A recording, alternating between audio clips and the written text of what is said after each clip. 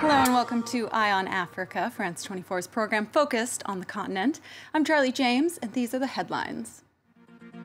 Kenya to use lie detectors to fight government corruption. President Kenatta ordered the top officials to undergo the tests as anger over multiple scandals rises among citizens.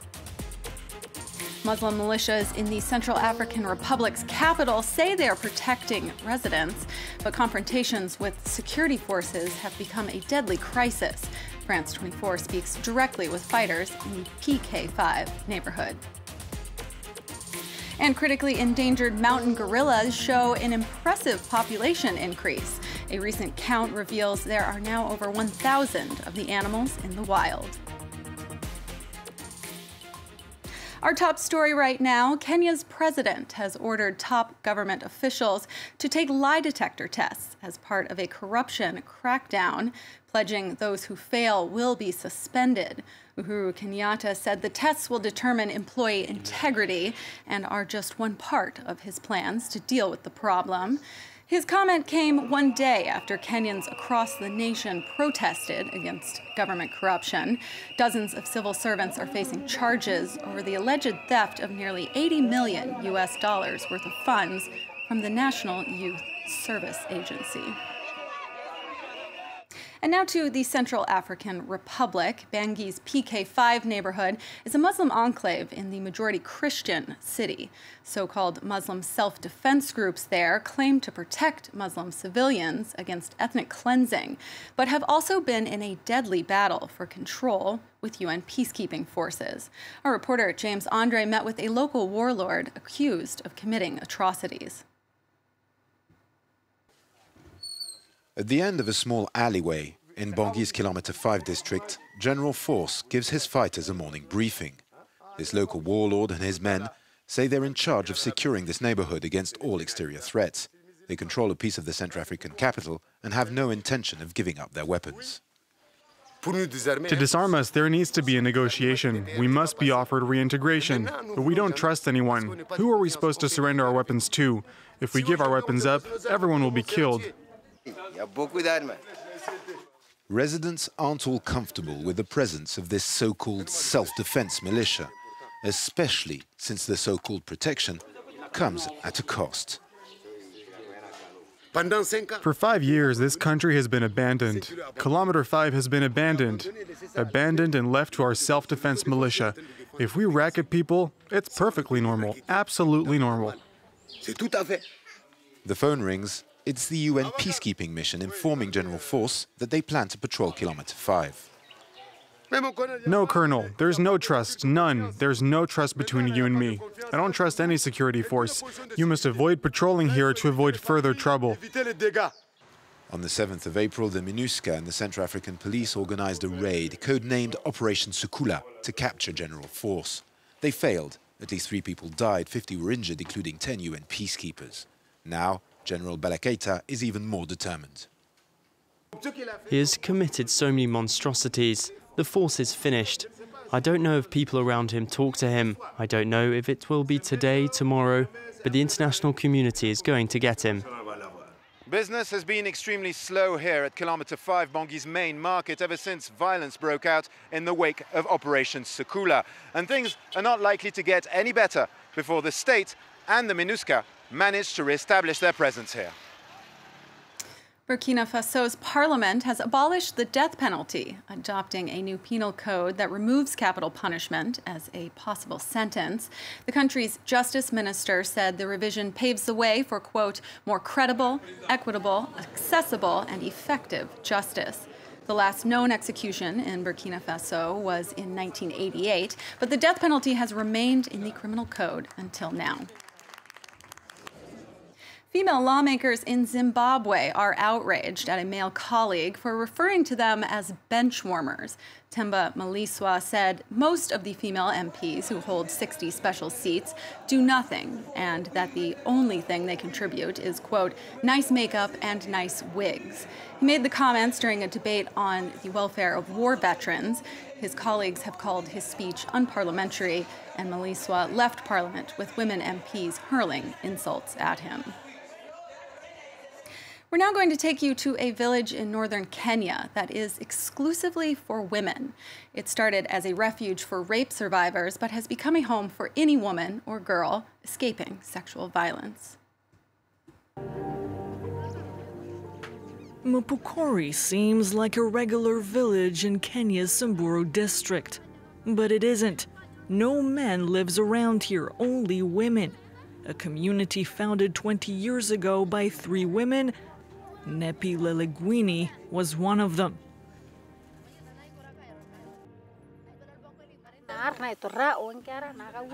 My husband used to beat me severely, and he refused to take any responsibility or take care of our children. That's why we came here. This village saved us. 26 women live in this village. All of them fled their homes and violent spouses. No one was there to help them, no association or public institution. To get some money, they make jewelry, which they sell to tourists. Ideally, we need husbands, but at least there's no one to annoy us. This is one of 10 such communities in the region. Once in a while, they travel to the closest village. There, they have to cope with mixed reactions from men.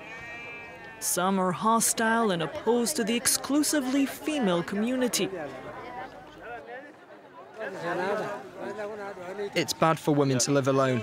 In our Samburu culture, they become prostitutes.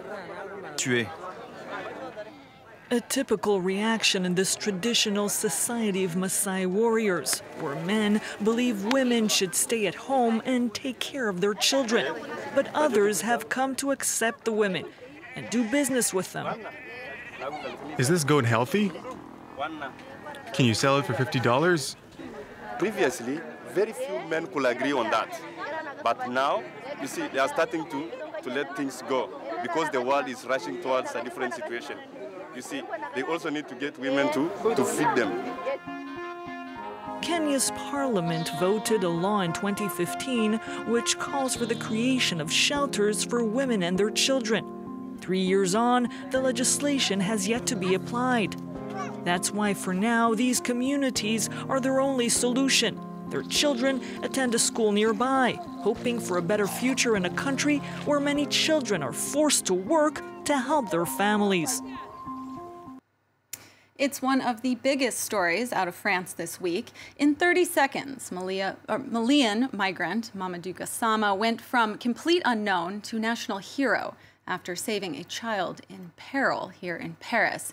His unlikely path to French citizenship earned him acclaim, but for others like him, it also shed light on the challenges of finding a path to permanent residency. When Mamadou Gassama risked death climbing the facade of a Paris building, he saved a child's life and profoundly changed his own. The man, now known far and wide as the French Spider-Man, is an illegal immigrant from Mali. When he committed the viral act of bravery, he was living in this overcrowded shelter just outside Paris, where he is now hailed a hero. It makes me happy because I'm very happy for him, because what he's done, really, it's huge. He did a really good thing.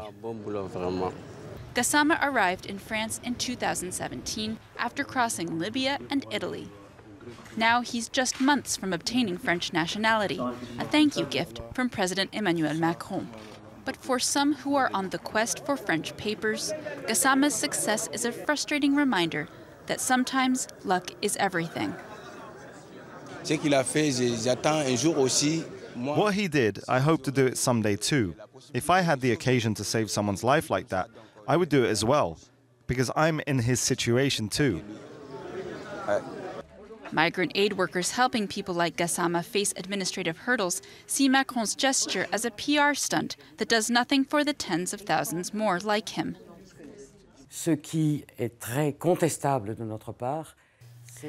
What's really questionable in our view is that this gesture of gratitude on behalf of France has been made into a symbol of political humanity towards foreigners in France.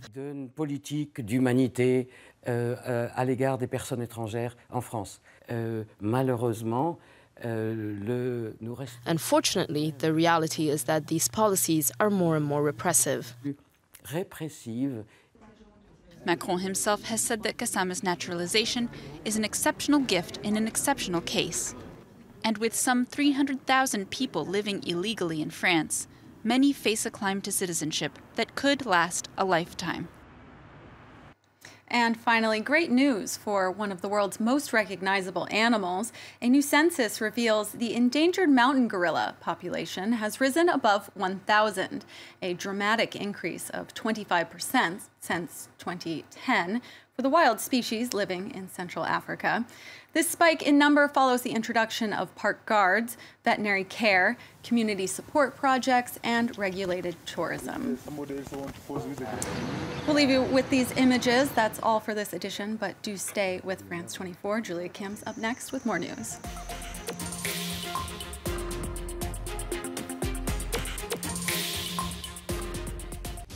You might watch France 24 in English, but don't forget, France 24 is also broadcast in French, Arabic, and Spanish.